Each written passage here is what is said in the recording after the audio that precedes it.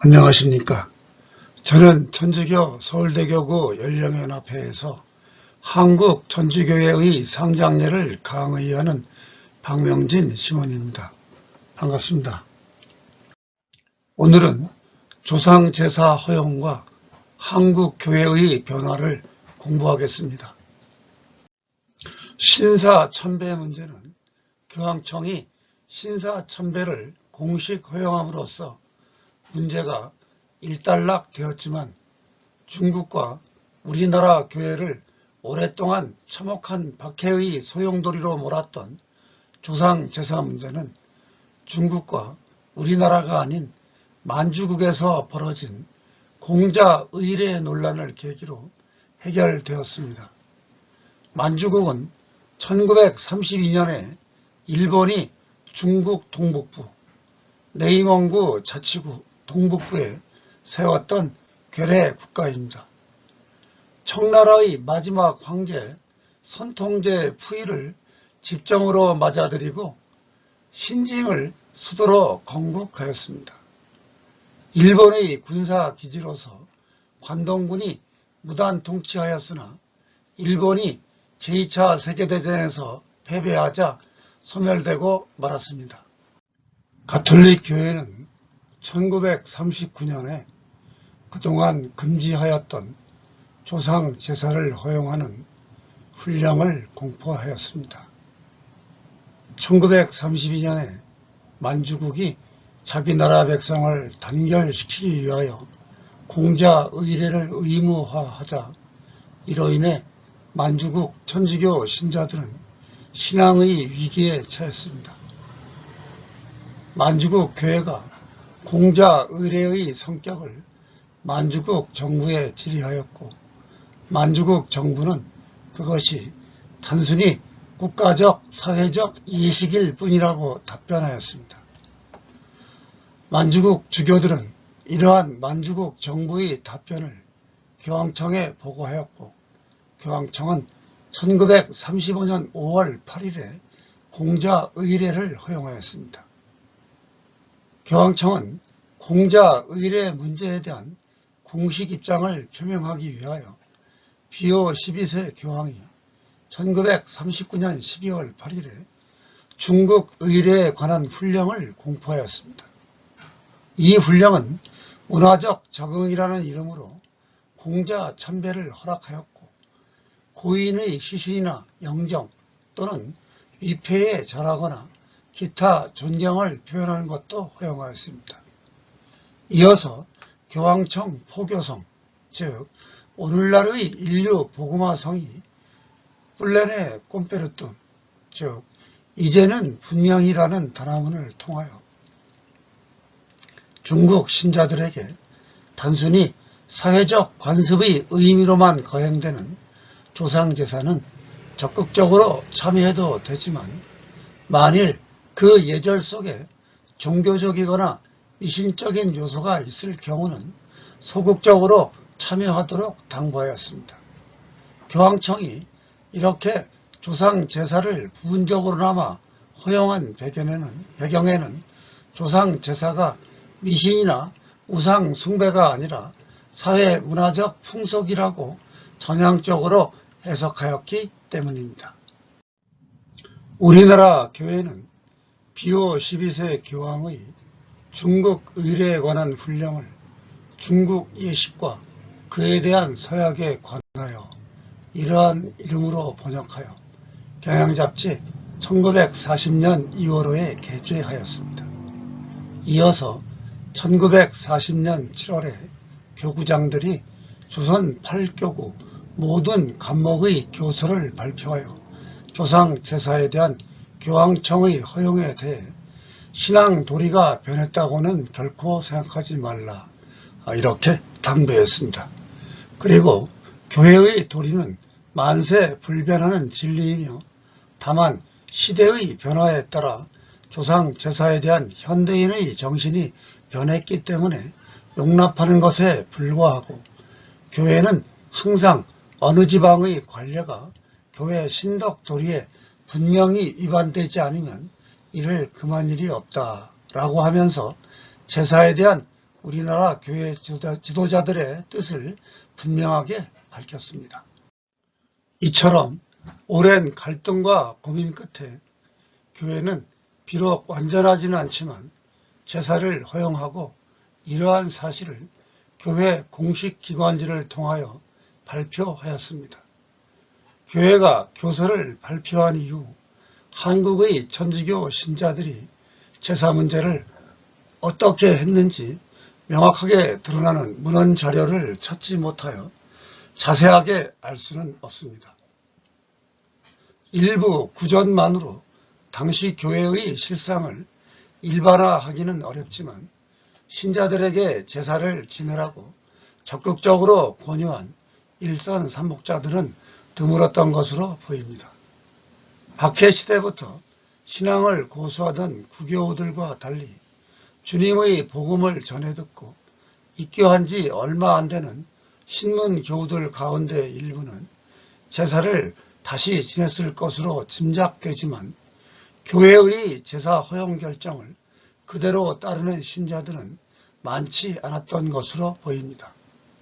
제사는 각자 자기 집안에서 생활로 배우는 것인데 박해시대 때부터 신앙을 유지했던 집안들은 제사를 폐한 지 이미 몇 대가 지난 터라 자기 집안의 제사 방법을 잊어버린 데다 오랫동안 유령기도를 통하여 효를 실천하였으므로 굳이 다시 제사를 지낼 이유가 없었기 때문입니다.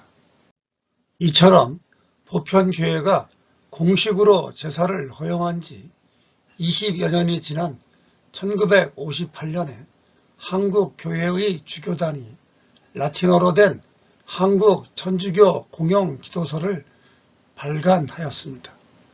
이 지도서는 제례와 상례에 관한 일반적인 원칙과 함께 허용의식과 금지의식의 구체적인 목록을 다음과 같이 제시하여 제사에 대한 교회의 원칙을 명확하게 나타냈습니다.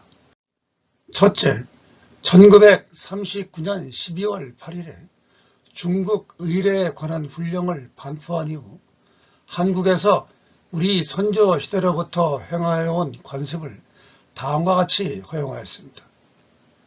모든 이는 시신과 무덤, 죽은 이의 사진과 죽은 이의 이름이 새겨진 위패 등 그 앞에서 인사나 깊은 절 혹은 어떤 지역에서는 엎드려 경의를 표할 수 있습니다.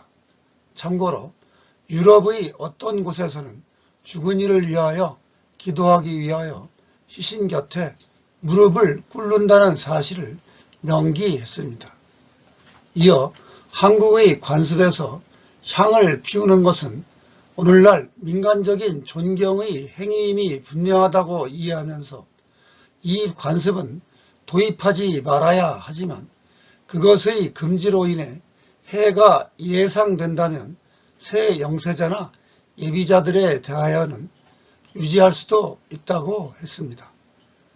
바르게 알고 있기만 하면 시신 곁이나 사진 혹은 위패 앞에 음식상을 차릴 수 있다고 하면서 우리는 전체적으로 이 봉헌과 이와 비슷한 것을 알고 있어야 한다고 했습니다.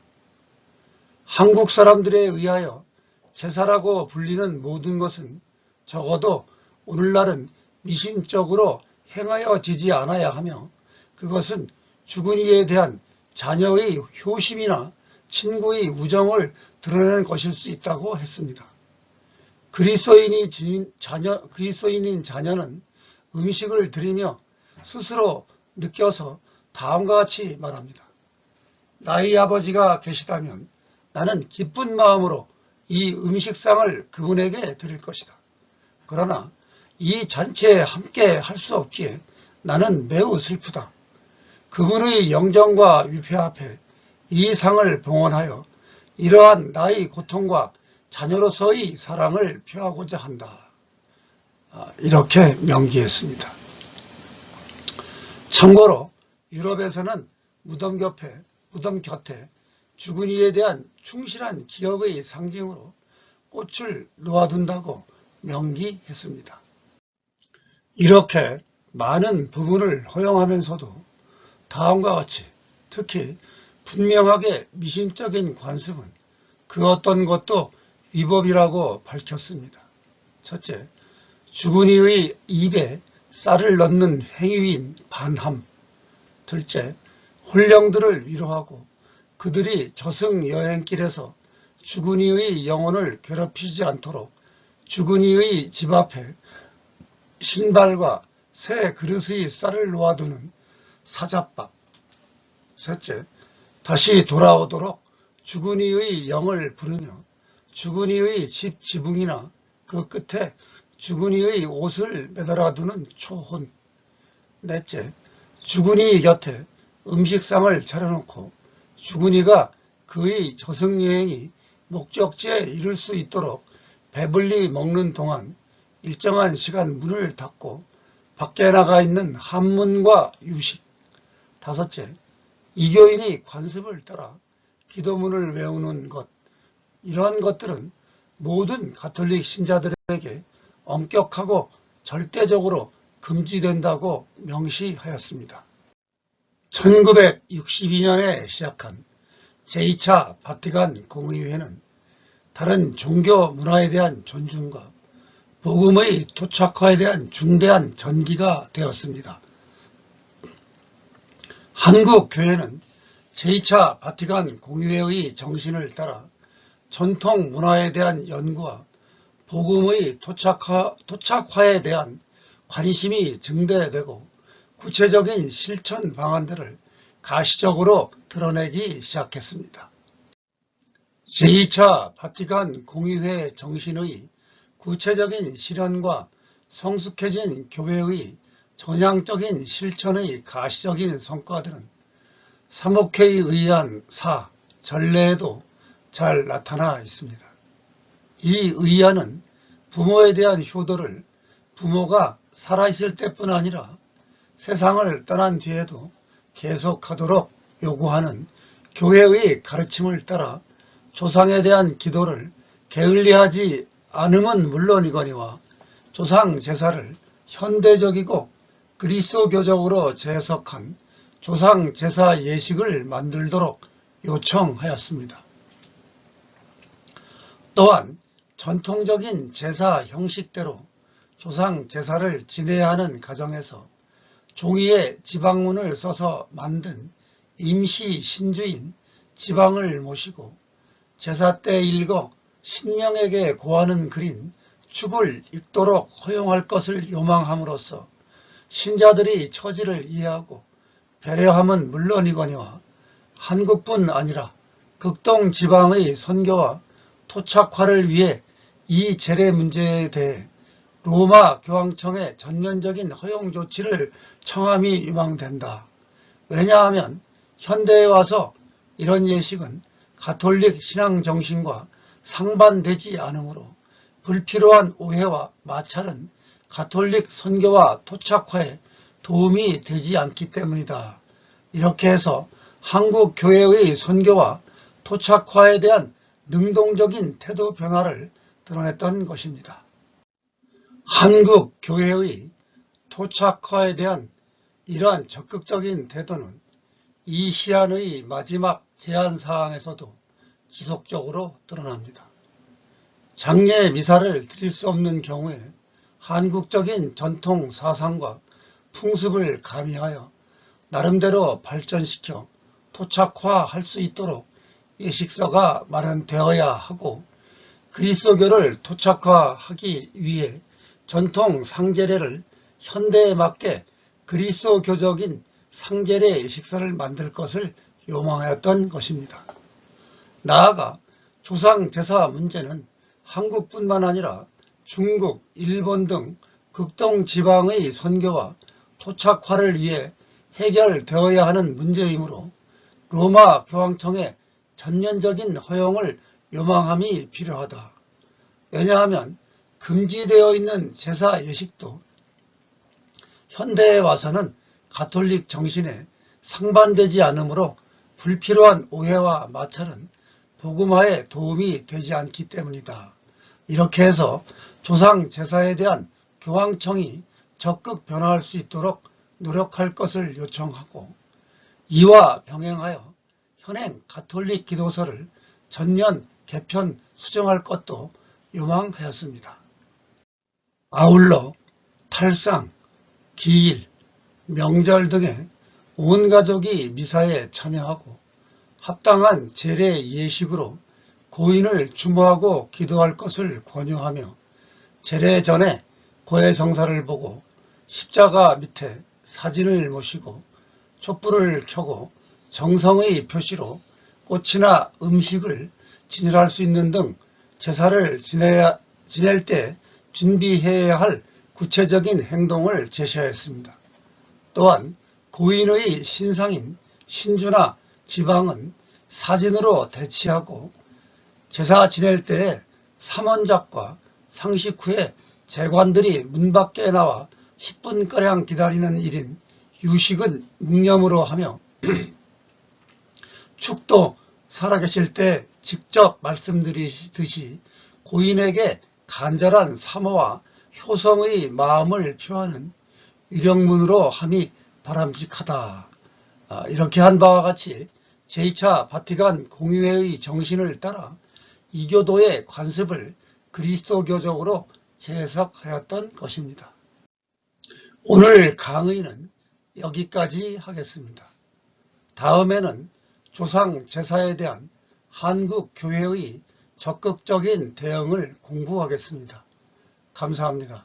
안녕히 계십시오.